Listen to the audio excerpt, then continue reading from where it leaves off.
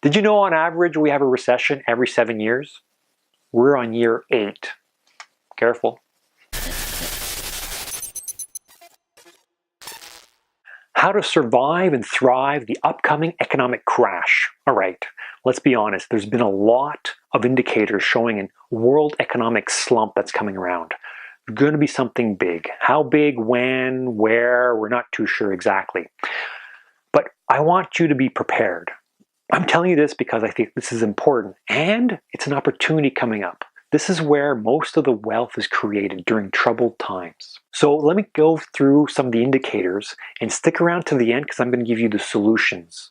The first indicator I'd like to mention is the Bloomberg's Commodity Index. This is where all the stuff traded in the world is followed, such as sugar, coffee, steel, aluminum, copper, and oil. And there's signs that this is a 12-year low. This is very similar to 2008. This is not a good sign.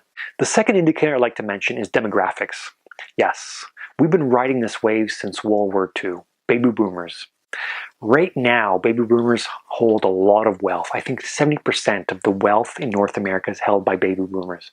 But very soon, in fact, a couple of years now, they are forced to sell their RSPs. And they're also downsizing. And not to mention the healthcare strains and the pension. Who's going to support them? Who's going to buy their homes? Who's going to buy their stocks? The fundamentals of economics, supply and demand, there's running out there. The millenniums there's a fair amount of millenniums, sure, but they're in no financial situation to be buying those big homes or those stocks. It just doesn't hold up anymore. The third indicator I'd like to mention are derivatives. You see, derivatives, as you may know, are a way for large corporations, large businesses, to stabilize their expenses. But it's also used as a way of leveraging and speculation. And there's nothing wrong with making a bit of money.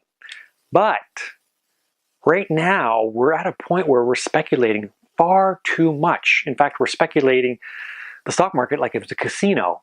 I've heard of banks, especially banks, who hold a fair amount. In fact, it's double the amount of the money that's in stocks are in derivatives, which this is not a good sign. In 2008, JP Morgan lost $6.2 billion in derivatives alone during the stock crash. Keep that in mind. There's a few other indicators. I'm not going to go into details. What about quantitative easing, which causes inflation? What about those negative interest rates? What about the fact that 43 million Americans are on food stamps?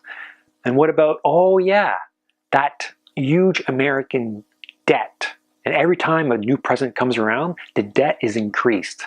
This is not a sign of a strong economy. Now that I've given you the bad news, let's be optimistic about it. As a real estate investor, what can you do? So number one, you want to sell or refinance your properties. So refinance the properties that you believe are good and solid. And the properties that are problematic now, well, they're not going to get any better. So you want to sell them and get rid of them. The second step is to obtain lines of credits or learn how to raise capital. Why? Because in an opportunity like this, you want to be in a position of buying.